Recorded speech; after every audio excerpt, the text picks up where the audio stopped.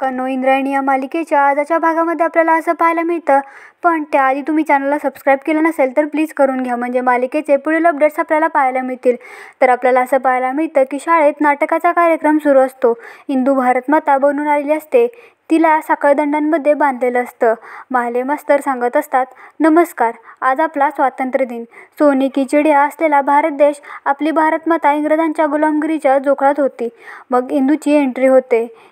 तिथली मुलं, स्त्रिया, नागरिक या सगळ्यांना इंग्रज सरकार 150 वर्ष शोषण करत होते, त्यांना त्रास देत होते. मग इम्रान इंग्रज झालेला असतो, तो सगळ्यांना त्रास द्यायचं नाटक करत असतो. भारतमाता रडत असते, म्हणजेच इंदू रडत असते. भारतमाता या जोखळदंडातून मुक्त होण्याची वाट बघत होती. त्यासाठी अनेक क्रांतिकारकांनी, स्वातंत्र्य सैनिकांनी बलिदान दिलं. यातले अग्रणी होते मंगल पांडे, वासुदेव बळवंत फडके आणि झाशीची राणी लक्ष्मीबाई. मग तेवढ्यातच तिथे एक मुलगी झाशीची राणी बनू देते. ती म्हणते, मैं मेरी झाशी नहीं दूंगी. सगळेजण टाळ्या वाजवतात. त्यानंतर महाले मास्तर पुढचं नाव घेतात, लोकमान्य बाळ गंगाधर टिळक. मग पप्या लोकमान्य टिळक बनून येतो आणि म्हणतो, स्वराज्य हा माझा जन्मसिद्ध हक्क आहे आणि तो मिळवणारच. त्यानंतर नेताजी सुभाषचंद्र बोस आणि लक्ष्मी सहगल येतात आझाद हिंद सेनेमधील. त्यानंतर ते त्यांचे डायलॉग बोलतात. त्यानंतर भगतसिंग बनून आदू येतो. इन्क्लाब जिंदाबाद अशा घोषणा देतो. सगळेजण टाळ्या वाजवत असतात. आनंदी खूप खुश होते, म्हणते, काय काम केलंय पोरानं. आणि मग महाले मास्तर गांधींचं नाव घेतात. गोपाळ गांधीजी बनून येतो. त्याने पूर्ण टक्कल वगैरे केलेलं असतं. काठी टेकत टेकत तो येतो. तो त्याचे डायलॉग बोलतो. आनंदी म्हणते, गोपाळला टक्कल चांगलं दिसतंय नाही का.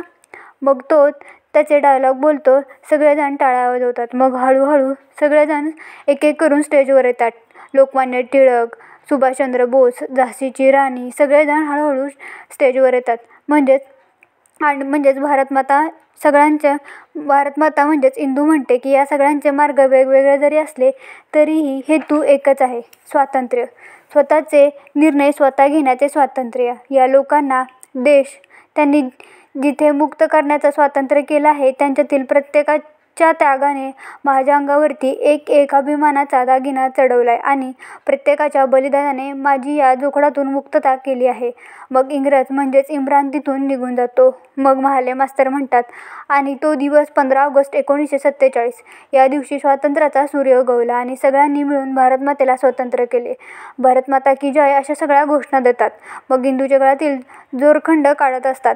ते काढत असतानाच इंदूला दुखत असतं. इंदू इवळते, आई ग.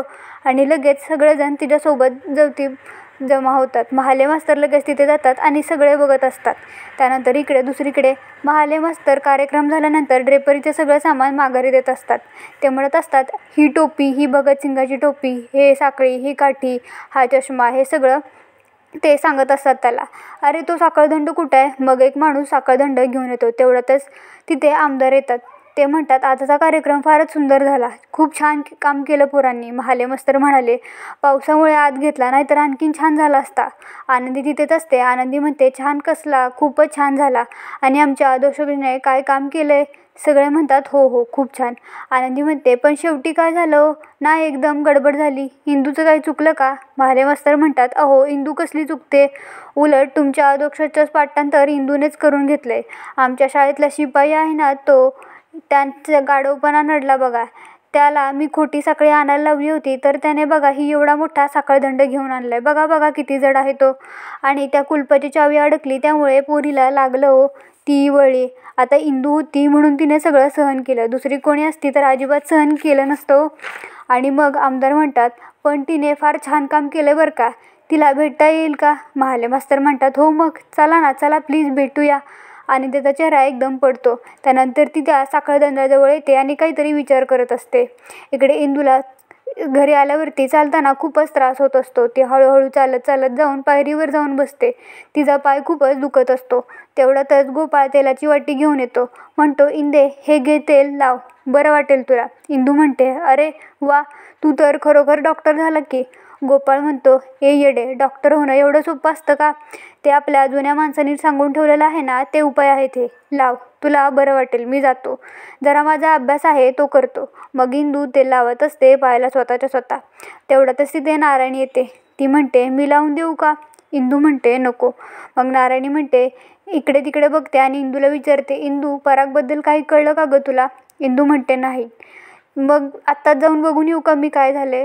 त्याच्या घरात जाते. नारायणी म्हणते नाही नको, काही नको करू आता तू तुझ्या परीने सगळी शक्ती करून तू सगळं माझ्यासाठी केलेलं आहेस. तुझे उपकार मी आयुष्यभर विसरणार नाही बघ. इंदू म्हणते नारायणीताई तू असं बोलू नकोस. नारायणी म्हणते सगळं काही नाही ठीक होणार. माझ्या नशिबात मला हवं ते सुख नाही आहे हे लक्षात आलंय माझ्या. त्यामुळे पदरात पडेल त्याच्याशी जुळवून घ्यायचं मुकाट्याने. आता दुसऱ्या दिवशी सकाळी इकडे मंदिरात लग्नाची तयारी सुरू असते. अंताजी व्यंकुमारास तिथे असतात. मंदिर सजवलेलं असतं. तेवढ्यातच तिथे विंध्या आणि त्यांची बहीण येते. विंध्या अंताजीच्या आणि व्यंकुमाराजांच्या पाया पडतो. त्यानंतर तो नटून थटून नवरदेवाच्या वेशात आलेला असतो. नारायणी पण हिरव्या रंगाची साडी घालून आलेली असते. सगळी दिग्रजकर फॅमिली आलेली असते. पण आनंदी आणि अंताजीचे चेहरे सोडून बाकी सगळ्यांचे चेहरे पडलेले असतात. अंताजी पूजेला बसलेला असतो. ब्राह्मण म्हणतो वधूची आई कुठे आहे? त्यांना बोलवा. मग अंताजी म्हणतो अधोक्षज आई कुठे आहे? बघ रे बाळा. इकडे आनंदी इंदूच्या रूममध्ये आलेली असते. इंदू अभ्यास करत बसलेली असते. आनंदी खुर्ची उचलते आणि इंदूच्या पुढे नेऊन ठेवते आणि खुर्चीवर जाऊन बसते आणि इंदूला म्हणते इंदू काल तू भारतमाता म्हणून काय दिसत होती ग? काय तो मुकुट, काय ती साडी, काय त्या साखळ्या? मग आनंदी मागायला बोलायला साखळ्या दाखवते आणि म्हणते याच होत्या ना त्या साखळ्या? कशा बांधल्या होत्यास ग?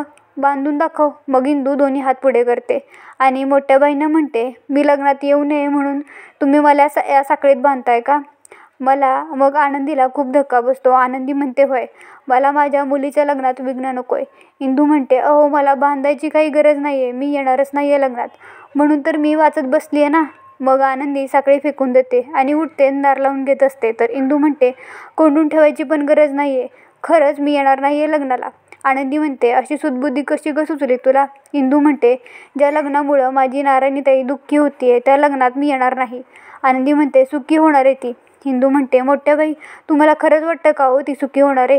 आनंदी म्हणते होय, ती सुखी होणार आहे आणि आम्ही सगळे सुखी होणार, असं म्हणत त्या दरवाजा लावून घेतात. इकडे लग्नाचे विधी सुरू असतात. आनंदी आणि अंताजी लग्नाच्या विधींना बसलेले असतात. सगळे खूपच नाराज असतात. इकडे इंदू रडत असते. विंजे तिच्या गळ्यात मंगळसूत्र घालतात. त्यानंतर 7 फेरे असतात. आनंदी खूप खुश असते.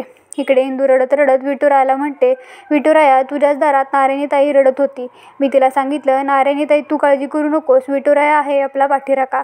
पण आज तुझ्याच दारात नारायणीताईचं लग्न लागतंय, ते पण तिच्या इच्छा नसताना मनाविरुद्ध. आणि मी पण काहीच करू शकत नाही रे. तुला पण काहीच दिसत नाही आहे का? पाठीराखा आहेस ना तू. आणि इथेच हा भाग संपतो. आपल्याला व्हिडिओ कसा वाटला हे कमेंट करून नक्की सांगा. व्हिडिओ आवडला असेल तर लाईक करा, शेअर करा, सबस्क्राईब करा. धन्यवाद.